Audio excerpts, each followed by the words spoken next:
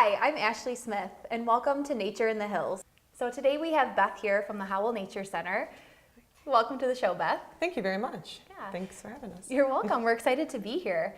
Will you share a little bit more about your job here at the Howell Nature Center and the Wildlife Rehabilitation Clinic that you have? Well, sure. Here at the Howell Nature Center, I'm an environmental educator and an animal handler. I work with children and animals, the two dangerous but wonderful things out in the world. Children tend to bite more, but they're both wonderful.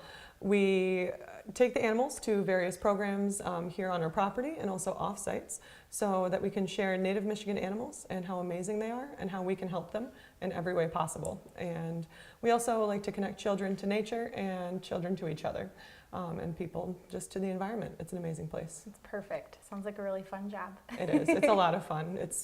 Don't tell my boss, but I probably work here for free. Aw, that's great. Yeah. Well, the Howell Nature Center is pretty unique in that they have the Nature Center, but also the Wildlife Rehabilitation Clinic, where you rehabilitate different animals from around Michigan. So can you maybe share the purpose or goal of the clinic here? Yeah, here our wildlife clinic is actually, we take 2,000 to 3,000 animals every year. We're actually the largest wildlife clinic here in the state of Michigan.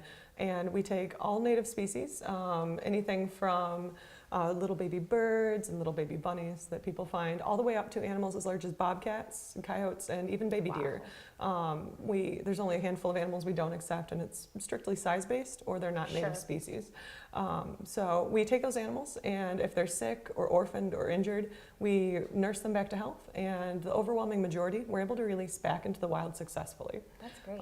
Every once in a while, we do get an animal that is non-releasable because of some sort of permanent physical or psychological injury.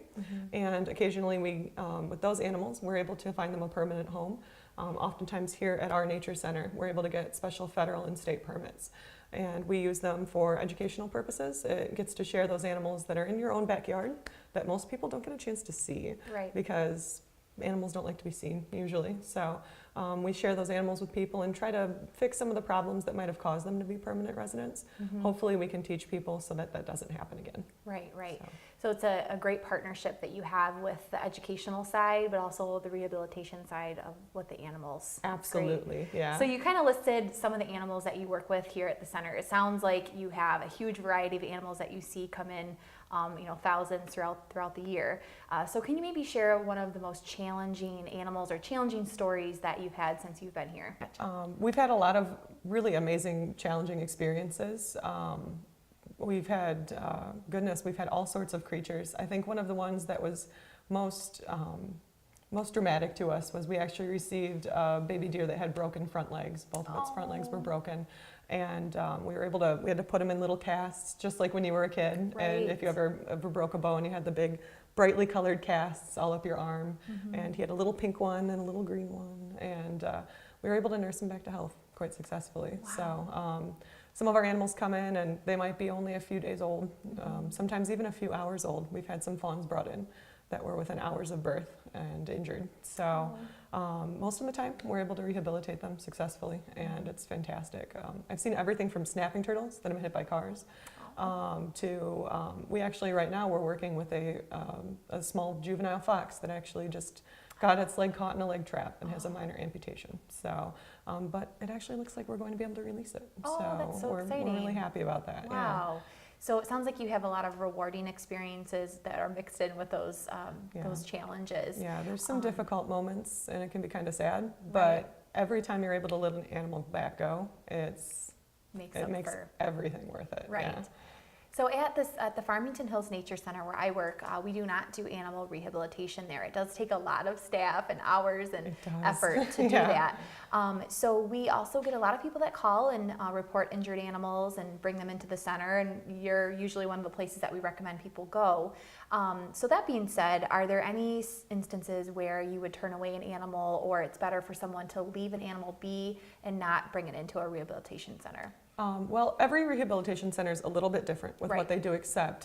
Here at the Howell Nature Center, we don't accept adult deer or any animals larger than that. We don't have the facilities to accommodate something like a bear, But adult deer tend to be so nervous in those situations and so grievously injured that it's very difficult for us to deal with them. It's dangerous for our staff, for the people who are trying to rescue the deer. we usually recommend you contact a local law enforcement officer to help you with that animal. Right. Some other animals we don't accept are the rabies vector species. Okay. We do not accept bats or skunks or raccoons. Okay. Strictly on disease transmission basis. And I think that's hard yeah. for a lot of people to accept sometimes. It's very difficult. Right, but it's understandable. Yeah, I mean, even I see a baby raccoon, and that's very, very cute, and I would want to save it, but I know not to take that risk onto myself or fellow staff members. So, and it's hard for us to turn an animal away. We don't want to say no, but for the safety of that, and there's even some risks of losing permits in the case of some of those animals. We're not allowed to accept certain animals, or we could even lose our permits and funding. So, Sure. yeah. And sometimes, you know, we tell folks a lot that Mother Nature knows best. And so there are a lot of instances, you know, if you find a fawn that seems to be abandoned, you know, normally the mother will come back later in the day, things like that. So even though it's exciting that we have a place like this so close to Farmington Hills that people are able to bring injured animals to, for them to always understand that in most situations, Mother Nature really does do the best job. Yeah, it's and baby animals. Now that you mention that, that is one of our biggest problems. Is it becomes almost a bit of a joke sometimes. The put it back in the nest philosophy, and it's just you have to leave it alone. A lot of us as humans, our inclination is to have a maternal instinct and to take care of it, and we see it and we think of, you know, if we saw a human baby alone, we'd want to help it. And a lot of people see the baby animals and they feel the same way, and most of the time those guys are doing just fine. Right.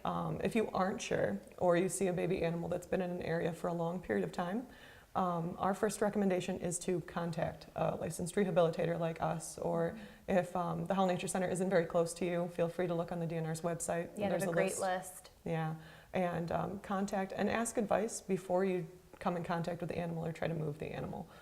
Sometimes that stress can be dangerous to the baby and can sometimes scare the parents away. Right. So we don't want to take that risk. So. Yeah, that's great advice. And I think also this time of year, it's winter time, and it's a great time to hear or see owls. So I know that you have quite a few owls here at the Rehabilitation Center, and that's really what we want folks to learn a little bit more about. So can you maybe share some of the owls that you have here at the Rehabilitation, some species that you have? Yeah, most of our owls that we get in, we get of our 2,000 to 3,000 animals we get every year, about half of them are birds. And of that, about roughly 3%, about 35 of them are owls every year, which is a pretty good number, considering they're a pretty top predator in the area. Most of the ones that are brought into us are the more common species, a lot of great horned owls, eastern screech owls, and occasionally a barred owl. Every once in a while we get one of the more exotic species brought into us. But we actually have arguably up to 12 different species of owl here in the state of Michigan. And we're able to treat all of them here at our facility. A lot of them are injuries that we get brought in, a lot of wing injuries, head injuries. But we're able to take them in and most of the time rehabilitate them pretty successfully and let them go. But yeah, we've even been able to successfully re-release some of our captive birds into the wild, which has been a wonderful success story. Yeah, it's exciting. It's great. Yeah. So you mentioned that we have 12 owl species here in Michigan. So can you list off some of the ones? I know you have quite a few of them here, but what are some owls that folks can expect to see in Michigan? Most commonly, the owls that you'll be seeing in the wild are the great horned, the eastern screech owl, and it's 2 different color varieties, which is really fun. And then the barred owl. Beyond that, the other species are a little less common. We have a couple such as the snowy owl and the great gray owl, which are some of our largest species of owl that actually only come down here mostly in the wintertime. But they're pretty regular coming down here. I've heard of them being reported as early as November, which is really awesome. A lot of snowy owls are making a huge comeback. We've had so many different sightings of them the last couple winters, so it's pretty exciting. And part of that's really interesting is the flux in lemming populations has been causing that. So there's been a lot of booms of lemmings in the summertime. So a lot of the chicks are surviving to adulthood, which is really good. The bad news is the wintertime, there aren't as many lemmings up there that are available. So they come down to our neck of the woods for some delicious snacks to tide over the winter. Doesn't seem like a tropical vacation to us down here, but definitely for them, it's paradise. So occasionally we do have a couple species that are considered rare or accidental. The hawk owl tends to be more frequent in Canada, but occasionally shows up here. And technically, the burrowing owl is considered an accidental species. I've never seen one or heard of a reported sighting myself. Right. So That would be really cool. that would be very cool. But not really common in this area. They like the prairies a little bit more. But yeah, the barred owl, if you tend to live in a marshy or swampy area, you'll definitely have those around. And even if you live in an urban area with just a couple of trees, you probably have screech owls. Owls are actually fairly common predators in our neck of the woods, but we just don't tend to see them because that's how owls prefer it. Right. So, right. Yeah. Well, you have a few owls to share with us today, so I'd love to learn a little bit more about how they survive and the special adaptations that they have that make them successful in their habitat. So could we meet the owls? Absolutely, yeah. I'll go get one out right now. Okay, great, thanks. Awesome. Okay, well, who do we have here? This is Xena. She is a great horned owl, one of our largest species of owl here in Michigan. Like I said, we have quite a few species of owl in the state, and they range in amazing size and shape. They all tend to have the very recognizable shape of owls. Right. Owls are actually universally one of the most recognizable kinds of birds in the world. Everyone all over the world has some sort of symbology or mythology about owls. And they're all fairly recognizable, even ancient drawings of them. And Great horned owl especially, I feel like, is someone's classic version of what an owl looks like. Yeah, back in even the old Winnie the Pooh drawings, you can see owls that look pretty classic in the classic shape of the owl, the wise old owl. Yeah. So, yeah. So there are some pretty special things that make owls owls. We know they're birds. Obviously, they have feathers and beaks but what are some special adaptations or some things that help the great horned owl survive in its habitat, and what kind of places, what kind of habitats would we find it in? Yeah, well, great horned owls, owls in general have some amazing adaptations. They're actually a raptor, a bird of prey, and they actually specialize in hunting other animals. You'll never see an owl at your bird feeder unless it's some horrible accident. Or unless it's finding a bird. Unless it's eating a bird, yeah. So these guys prefer to hunt larger animals, everything from very large insects all the way up to some owls will hunt fish and even some pretty good sized mammals. So great horned owls can actually take down prey about twice their size. And they're pretty phenomenal. Their adaptations for hunting are extreme. Great horned owls, like many other birds of prey, actually hunt with their feet. Their feet are far more dangerous than any other part of their body. She, for example, you can see on her feet, she has very long, sharp, curved talons. Right. And those allow her to grab on and squeeze onto her prey so that it doesn't escape and it can't turn around and hurt her. Right. And these feet are incredibly powerful. She's a really light bird, but she can crank out about, the theory is right now, I've heard 300 to 350 pounds per square inch for a great horned owl. I've heard some people say more, but that seems to be the most reliable statement I've heard. Definitely hard enough that I wouldn't want to arm wrestle with her anytime.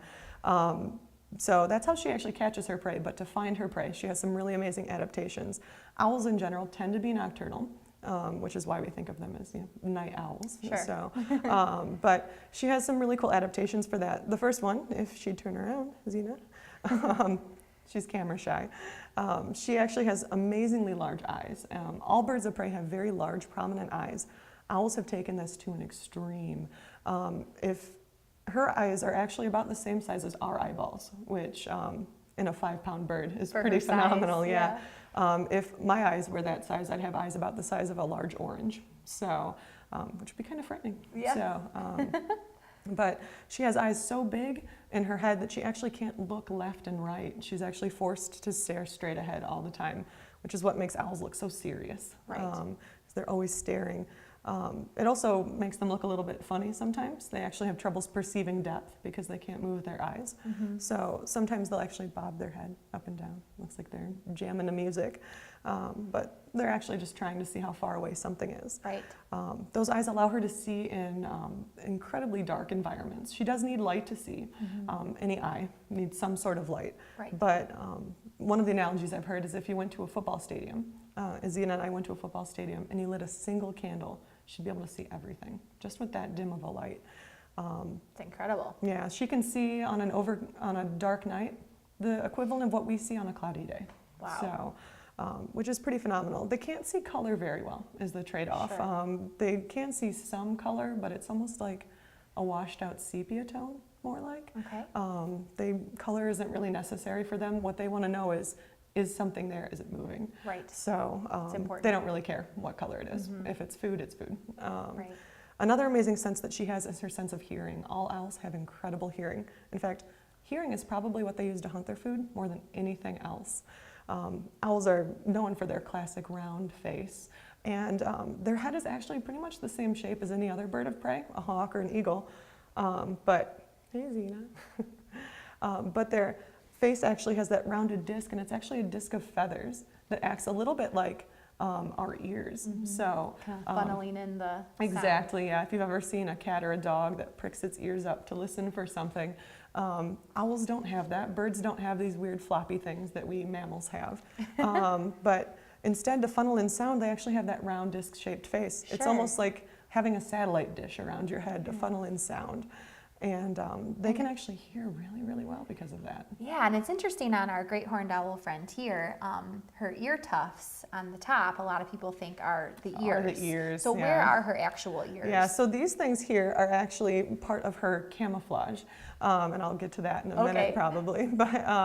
But her ears are actually off to the side, and what's really crazy about owl ears is not just does she have this funnel, but her ears are actually in different places on her head.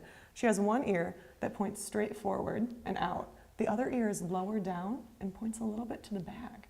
And it sounds kind of crazy, but we have an ear on either side of our head so that we can hear left versus right. You know when someone's whispering in your right ear because you can hear them. She can also hear up from down, and it allows her to basically perceive the world in 3 dimensions just by listening. They've done studies, research studies with barn owls, which are a very distant relative of true owls, like this lady here. And they've actually put them in completely light-tight rooms where they can't see anything, and they've released mice, and the owls catch all of the mice every single time. Wow. Just by listening to them, which is pretty phenomenal.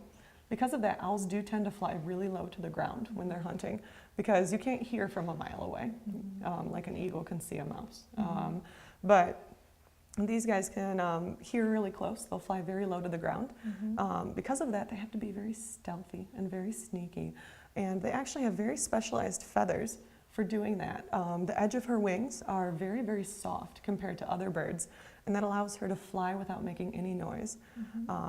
We can give it a shot here and see if, I don't know if the mics will be able to pick this up or not, but when she flaps, it's amazingly quiet for a bird of her size. I don't know do we want to try this here, Xena? Would you like to try to flap? Would you flap your wings? So I don't know how well the mics are able to pick that up, but she's a bird that's larger than your average chicken, if anybody owns a chicken as a pet. But she definitely flies a lot more quietly than, you would think large wings like that would make a lot of noise. Definitely. I know when you kind of look at their wing feathers up close, they almost have what looks like a comb, almost like the individual feathers are separated to give them that like silent flight. Yeah, they have a little trailing edge of these filaments that allows wind to pass through their wings rather than across them, and it allows them to be adaptation. Very sneaky. They're kind of the ninjas of the night, which is kind of cool. Now, the feathers on their feet there, does that also help with silent flight? It doesn't help with silent flight so much as insulation. A lot of owls tend to live in some fairly cold environments. And interestingly enough, most true owls actually have completely feathered legs. Snowy owls actually have feathers all the way underneath their feet. Because they're basically wearing snow pants all the time. So she actually loves the wintertime. I've seen her sitting out in blizzards and just enjoying it. Like it's no big deal. Wow, that is really cool. And that's something too, I mean, we oftentimes think of hawks and different birds of prey. They're similar to owls. But if you look at a hawk's feet, they don't have the feathers on their other feet. They're more of that scaly kind of typical bird foot that you would think of too. So yeah, most birds do have the bare legs, and barn owls and that group of owls, which is not in the group of true owls, oddly enough, actually have very long, skinny, naked legs. And they do not tend to do as well in these colder environments. Barn owls are an arguably extirpated species here in Michigan. They're pretty rare this far north. It's kind of chilly for them. She does just fine in the snow, so she likes it. Of her many adaptations, though, there's one thing she doesn't have that we do, and it's a sense of smell. Owls really can't smell very well at all. In fact, great horned owls, they're the only natural predator of skunks, because to them, they don't smell bad. They're just slow and stripy and delicious. So they're an easy meal. So they'll actually swoop down if you have a skunk in your neighborhood. She might think that's a delicious snack. Yeah, I think a lot of people would be excited to hear that. Exactly, yeah. So there's, to everything there is a balance, which is kind of cool. I think people are also surprised that they eat skunks, just because you would think a skunk would be a little bit large for a great horned owl to eat, but they do eat prey that large. Yeah, she's about a 5.5 pound bird, and she can take down something as large as an opossum or definitely a skunk. So she's a pretty typical size then for a great horned owl that we would see here in Southeast Michigan. Yeah, she is a female, and the females are a little bit larger than the males. The males are closer to the 5 pound range, so 4.5 to 5 pounds. But she's definitely within the average size of a great horned owl. Okay. So. And we did talk about how a lot of folks may have never seen an owl in the wild due to the fact that they're nocturnal, awake at nighttime, but also they're really camouflage. So can you share a little bit more about how camouflage helps survive? If you're a bird that sleeps all day long and other predators are out moving around, you have to be able to hide and keep yourself well hidden. The best offenses and defenses to just not be found. So they actually have this amazing camouflage, and she's a little obvious right now with her big yellow eyes open and looking around, but if I were to turn her around a little bit, she blends in with tree bark phenomenally well. So even our little branches and trees around here, she'd disappear right into. Most of the time a great horned owl will just sit up next to a tree and close its eyes and disappear. Even the backs of her eyelids are actually covered in camouflaged feathers. And these tufts, which everybody thinks are ears, like you said, actually she'll stick those up during the daytime, and it just makes her look like a broken branch. So, in fact, they usually will stick them straight up if they're a little bit nervous or angry. Makes them look a little taller. So yeah, make themselves look kind Can't hurt. either look more aggressive or just look like they're not there. Sure. So. And I noticed she's got some different colors, some white mixed in, that probably would help her blend in this time of year in the winter with the snowy branches too, right? It gives her kind of a mottled look. It breaks up her silhouette. She no longer looks like a big bird. She kind of looks like just chunks of little things. So that helps predators just kind of pass their eyes over her. So, and it helps her camouflage her nest at this time of year, because owls are actually nesting at this time of year. It's incredible that they would be thinking of something like that in the cold winter months, but it's an exciting time for them. It is. It's a very busy time of year for great horned owls right now. So this particular owl here, we can kind of see just from looking at her that her wing looks a little bit different than the wing on the other side. So what's special about her that keeps her here at the clinic? Yeah, her permanent injury, the reason Xena lives with us, she actually came to us about 15 years ago. Okay. And she has a broken wing right about the wrist. That right there is her wrist bone. Okay. And because it was broken at the joint and so badly injured, it didn't fuse entirely correctly. So it's kind of stuck in a position. She can't close it all the way she would like to. Because of that, she can't really fly well enough to escape predators or catch food. Sure. If we had tried to release her back into the wild in that injured state, she probably wouldn't have made it 15 days, let alone 15 wouldn't have years. been successful, Yeah, so instead she gets a nice home, fresh food all the time. Nice comfy place. Yeah, so she lots gets of love. Yeah, lots of attention. So what kinds of food does she eat here at the clinic that might be different or the same as what she would eat out in the wild? So because of the nature of working in a public facility, there's only so much we can feed her at any given time. We actually feed her predominantly, she eats rats, dead rats. They're donated to us from a lot of facilities that breed them for research purposes, and whenever they have an excess or leftover, they'll donate them to us, and we just freeze them. It's a little bit like if you ever buy large amounts of anything, any meat or anything, you process it into Ziploc bags and put it in your freezer for later. We do the same thing, but with rats and mice. Our freezers look a little more horrifying than maybe other people's. But we take them out and thaw them for her, and she gets a nice tasty little rat. It's a little different from her wild diet because there aren't a lot of white lab rats running around the state of Michigan, but she actually would eat predominantly mammals. In the wild, she would eat a lot of mammals about that size, maybe a little bit bigger. She actually, in the wild, would also eat a lot of birds. A lot of birds do not like great horned owls. In fact, smaller owls don't like great horned owls because she'll eat any owl that's smaller than her. So a lot of owls, if they hear a great horned owl calling, will go completely silent because they're trying to hide. So speaking of some smaller owls that great horned owls might eat, we do have another guest you have to share with us today. Super cute. That we can meet that looks a little different. Exactly, yeah. So I'll go ahead and get that little guy out here. And Xena will head back. Sounds good, thanks.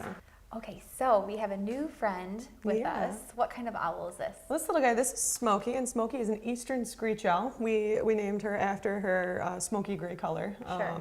She does not prevent forest fires, to our knowledge, though that would be great. Yeah. But they actually come in two different color morphs. The eastern screech owl, they come in this color, which is kind of a gray tone, and they also come in a red morph, which is just like this, but kind of a deep chestnut color, which is really, really pretty.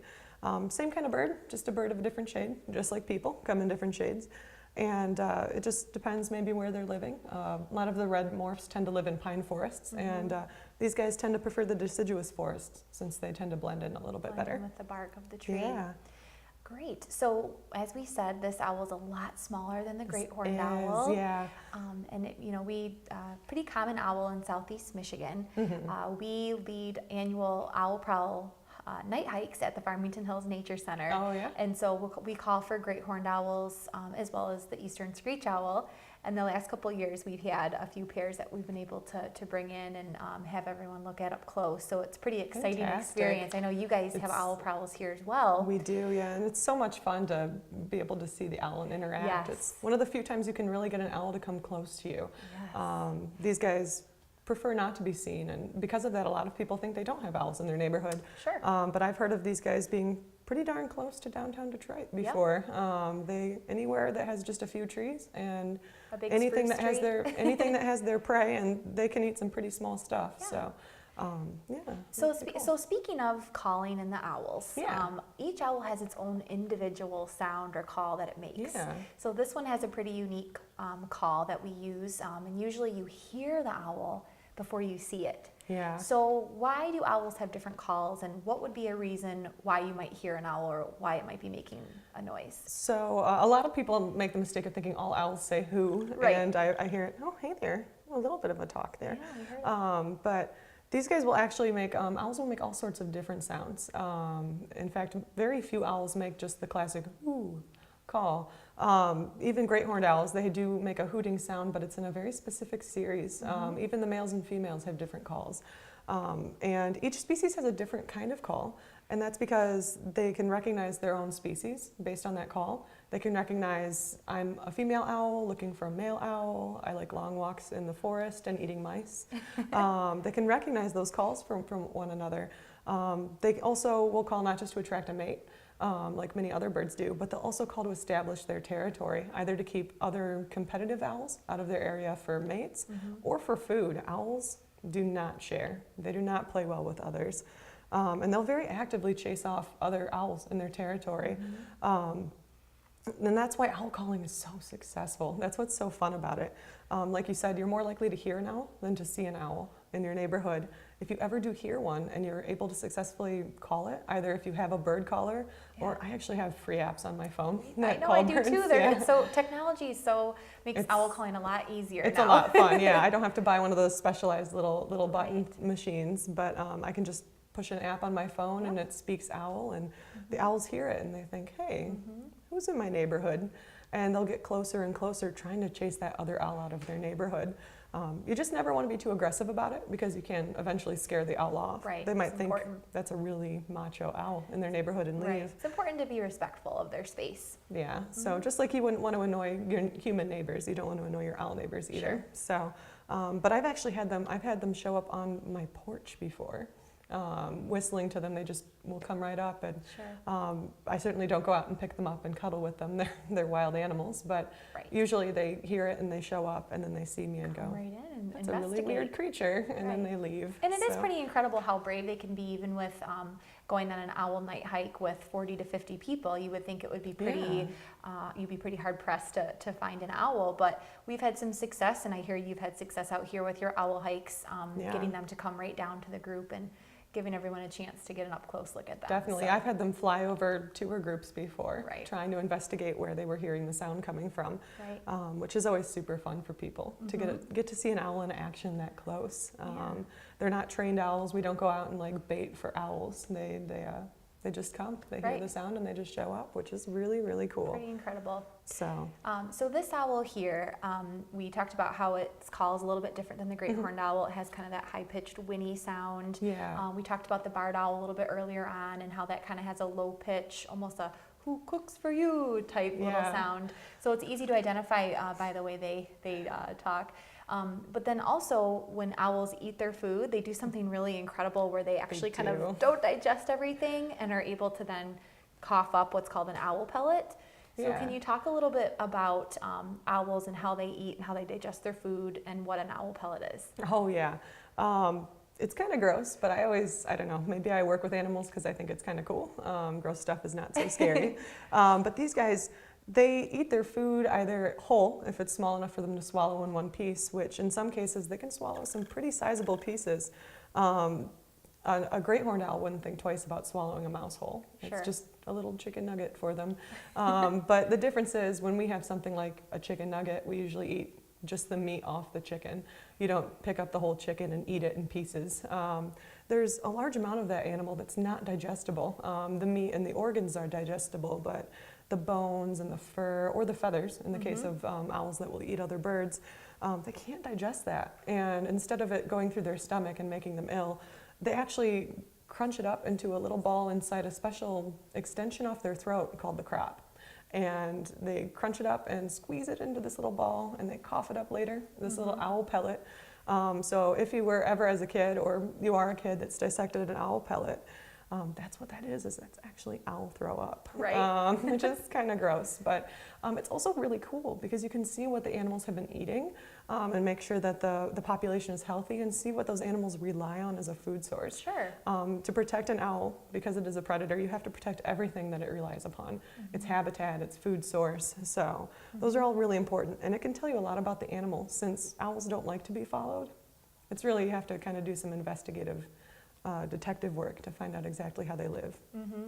So by investigating the owl pellet, you can find out what that owl ate and even maybe what kind of owl it was. So we talked about how the great horned owls eat skunk.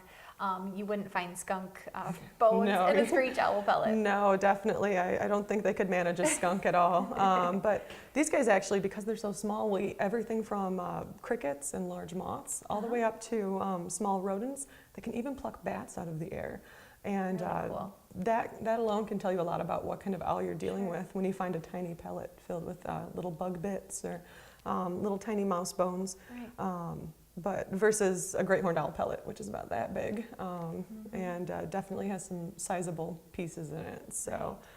Yeah. So it looks like this guy, he has a lot of the similar adaptations to the great horned owls, really great eyesight, excellent hearing, camouflage abilities. But we talked a little bit about owls nesting this time of year and looking for a mate.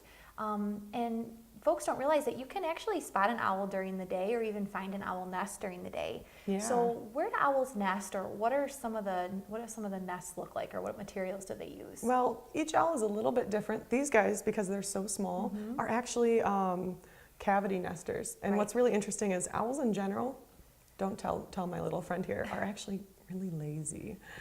They do not like to build their own nests. They'll do anything to avoid it, actually. Right. These guys actually will take over old woodpecker holes and just repurpose them for their own use. They don't like a have place to, that they would fit perfectly in a little exactly, hole. yeah. They don't need to make the hole any bigger. All they have to do is line it to their heart's content if they need to with some feathers, and then they're completely fine. I know. I'm sorry. I called you lazy. I think you're really cool anyway. Great horned owls will actually kill red-tailed hawks sometimes and steal their nests. I actually just discovered a webcam of a great horned owl over in the central time zone that's taken over a flower pot on somebody's porch. Wow. And is nesting in it right now. And it's pretty cool to watch her sitting on her eggs right there in the middle of an urban apartment. So other species like the short-eared owl here in Michigan is actually a ground nester and will actually nest in open grasslands. The snowy owl, there's no trees up in the tundra where they nest, so they'll actually nest in open rocky tundra right on the ground. Right. They just kind of make a little dip in the ground and call it a day. So it's good they have those snowy owl snow pants that they wear. Exactly, yeah. So and they'll line it with feathers to keep it nice and warm for the eggs, but the female will just sit there and rest on the eggs, and the male will bring her food. So they stick around with their mate. They're very loyal to their mate year after year. Okay, so, that's interesting to know too. Yeah. Okay, great. Well, what is the reason why this Screech owl is still here at the clinic? So Smokey has a sad story. Smokey's story is a little bit different than Xena's. Smokey is perfectly flighted. Her eyes are in beautiful shape. She can see and fly just fine. Her injury is all in her mind. Okay. Unfortunately, somebody decided, they found this little owl and thought it was so cute. They decided to raise her for a pet when she was a chick. And she imprinted on humans and has become very used to humans.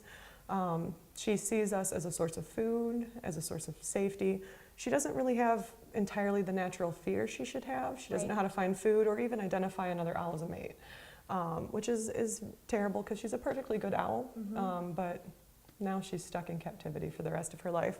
And there's been a lot of things that make owls look like cute pets. Especially this one. Yeah, she's so small, she's so adorable. She has big eyes. She kind of looks like a little Pokemon or something. She doesn't really look real. Harry Potter, I'm a huge Harry Potter fan myself.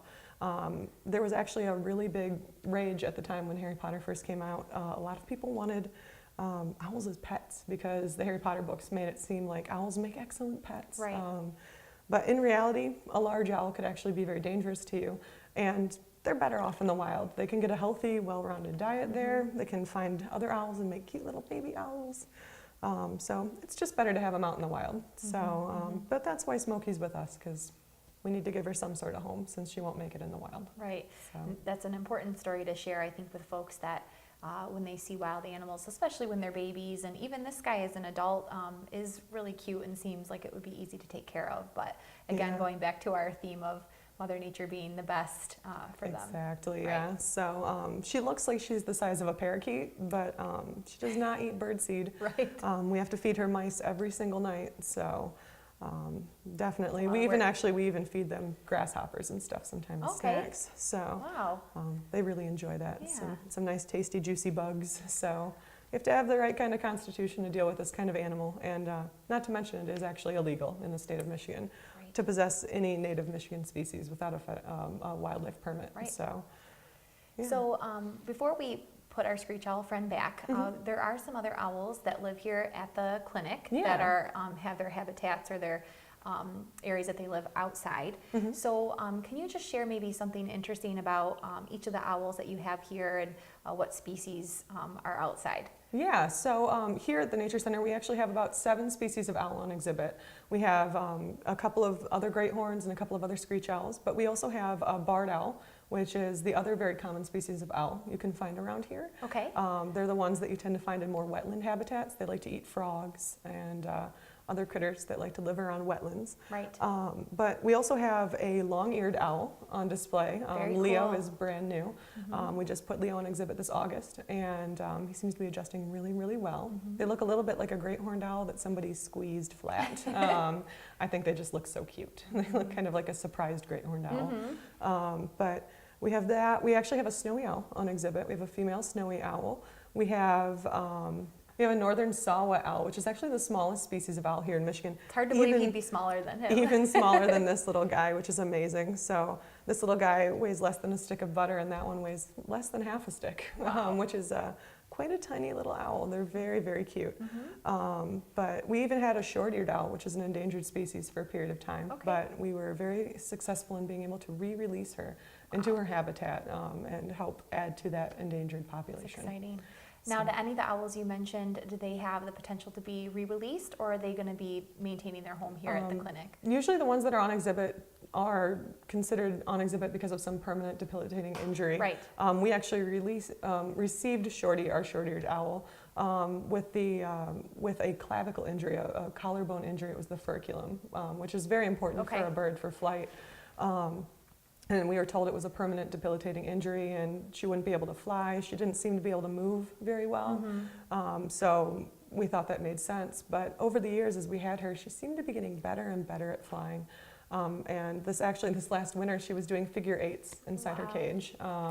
And we thought, how wonderful would it be to re-release her? So we actually did go through a series of flight tests. Our wildlife staff put her through a series of flight tests, tested her on live hunting, and she was actually successfully released. We were able to get permits from the DNR to release her. But all of these birds that we do have on exhibit do tend to be permanent injuries, either partial wing amputations or permanently damaged eye. or in this case, an animal that thinks it's a person a Right. little bit. So those guys do tend to stay permanently with us. Our wildlife clinic is where most of our animals that are releasable stay, and those guys tend to be off exhibit. We don't want them to have human contact. Okay. So, Okay. yeah. Well, and I think it's important for people to know too, especially since visitors can come to the Howell Nature Center and check out these animals on Yeah. display, not just owls, but other animals that are a part of the clinic. So I think it's great for people to hear that a lot of the animals that you have are re-released if at all possible. Yes, absolutely. We were so thrilled that we were able to do that. Yeah, So it's exciting. it's kind of a bittersweet thing when you have an animal that's permanently on display, because we would love to have it back out in the wild. It's wonderful to have it here and to be able to teach people about it. But if we had our way, we wouldn't have any animals. They'd all Sure. be out in the wild, healthy and happy. Right. But Yeah, that's good to know. but since these guys can't make it, we give them a safe place. We have actually about 60 animals on display in our wildlife zoo. But considering we take about 2,000 to 3,000 every year, that's Small just percentage. a very, very, very small percentage. Right. And some of them have been with us for a couple of decades, actually. We have a great horned owl that's actually turning 27 this month. So he seems to be- Much longer than maybe they could expect to live in the wild. Is that right, or is that about close? that? He's at about probably maximum life expectancy in the wild. Okay. In captivity, great horned owls, they've actually clocked them at about 40, Okay. believe it or not. So they actually had originally been 25, so we were really worried he was at the end of his life. Right. And they upped the life expectancy. So Okay. I guess he gets a second midlife crisis. But yeah, so they're pretty cool birds. Okay, it's interesting to learn how long they do live in the wild, though, compared to other animals that might only have a few years life expectancy. Yeah. Compared to those animals, they live a long time out in the wild. Yeah, and the smaller birds, like a screech owl, might not live as long just because there's a lot more chances of it being eaten by a larger Sure. owl. It's got things to watch out for. Yeah, but a great horned owl, really the only natural predator of an adult great horned owl is another great horned owl or humans. Right. So nobody really wants to mess with that. A bird that will even kill hawks Sure. and eat skunks. Nobody really wants to mess with those. Right. So So there's a lot of ways that owls can help us. Yeah. Speaking of maintaining the pest population, adding biodiversity to our forests. exactly. Yeah. What are some things that we can do to help owls? Because we've had an up close look at these couple of friends here, and they're just so unique and so special. So what are some things that people can do at home to help out? Well, one of the best things we can do to help owls is help their habitat. If owls have a space, if they have a place, then their food will be there and they'll have a safe place to nest and roost, and you'll have more owls. So we really just need to make sure that even in urban areas, we're leaving opportunities for trees and for a little bit of natural habitat. Owls will find a way. They're pretty hardy critters. In some cases, some of our areas like grasslands with the short-eared owl, they're endangered because their habitat has been cut down quite a bit, and also because as a ground nesting bird, they're in a lot of danger from things like household pets that will find their eggs and eat them. So if you do have a pet, making sure that that animal comes in at night, doesn't sneak around and interfere with the owls. And then just giving them a space to be. Really, owls do great as long as we just give them a chance. So, and when they're doing good, they can keep that ecosystem in balance. So, like you mentioned, they're a great pest control. They keep those rodent populations from getting too high and then crashing. It keeps the ecosystem in a nice balance, which is really nice. They're pretty cool guys. That's great. So we have a lot of nature lovers that Yeah. visit our nature center. I'm sure yours too. A lot of folks that enjoy birding as well. So do you have any tips for them, for folks that want to spot owls during the day or at night? Is there a better time of year to go than others? Are there places that folks can go to spot owls? Yeah. Any tips you have? Well, I would say nature centers like ours and yours are fantastic places for your first experience with owls. But really, you can interact with owls almost any time of the year and just about any time. The best times to get in touch with owls is early evening and early morning. You can give it a shot all night, but I like to sleep. So eventually even I stop calling owls. I have a lot of luck contacting them at 8 to 9 in the evening, Okay. Sometimes even 10 o'clock. I've actually heard the barred owls in my neighborhood calling at 5 in the morning before, Right. Which was pretty cool, except it woke me up. But they're pretty cool birds. And the best time of year to call them is usually their breeding season, which is actually in the wintertime. Starting in December, owls become very aggressive about their territory and start to reestablish their territories through January and February. They're actively calling either for mates or to establish their territories still. Right. So they'll respond to calls quite a bit. Using the callers is the best way. Using some sort of sound device is the best way to contact those owls. Sure. Visually, sometimes you'll have some luck seeing owls flying around. A lot of the times they sneak up on you on the roadways, which can be quite frightening, and that's actually how a lot of owls get hurt. Right. They fly very low to that ground to hear, and don't look both ways when they cross the street, which can be a little dangerous. But that's usually when people tend to see owls, and it's just a quick flash of white over them, and it's quite frightening to a lot of people. But they're pretty phenomenal, and just keep your eyes peeled, and if you're lucky, you'll be able to see one. Great. I know there's a lot of good websites out there too, like eBird. Folks can look up the most recent sightings of even the snowy owl this time of year. Yeah, absolutely. Updated within even a couple hours, so they have a good chance of heading out and eBird is seeing fantastic. And if you ever see a bird that's rare or unique, feel free to report it on a site like that. Sure. It can really help raise more awareness of a bird in an area, and can help those birds out a lot. It's really cool. And we mentioned a little bit about technology. Just one of the free apps that people can use is the Audubon Owls app. Yeah. Some great calls on there to be able to call in owls.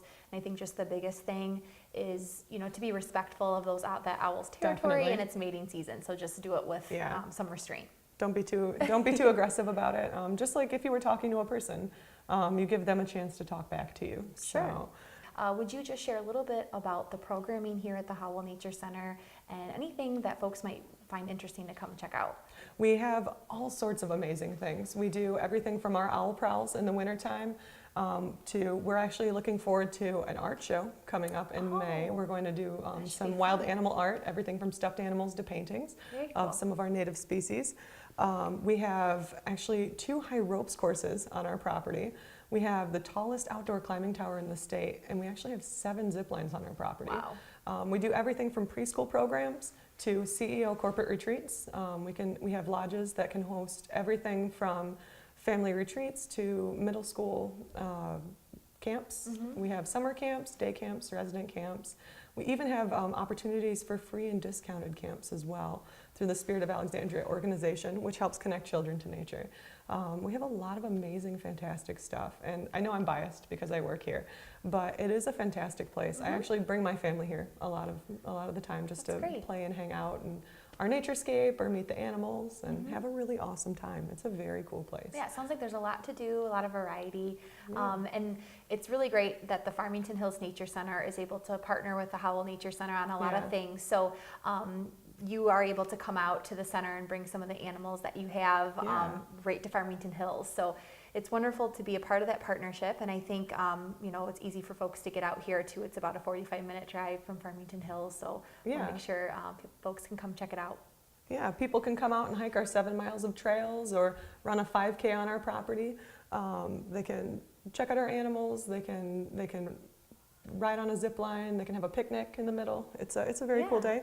Or if we're a little far away for you, we can always bring the animals, like you said, out to you. We'll bring the animals to schools. We even have a bus, which is a hands-on museum that allows kids to interact hands-on with a lot of birds of prey features, how strong they are, how well they can see, even touch parts of birds without touching one of our live birds. So very cool. it is a lot of fun. It's a very cool place. It's a great place to work. It's a great place to visit. Awesome. So.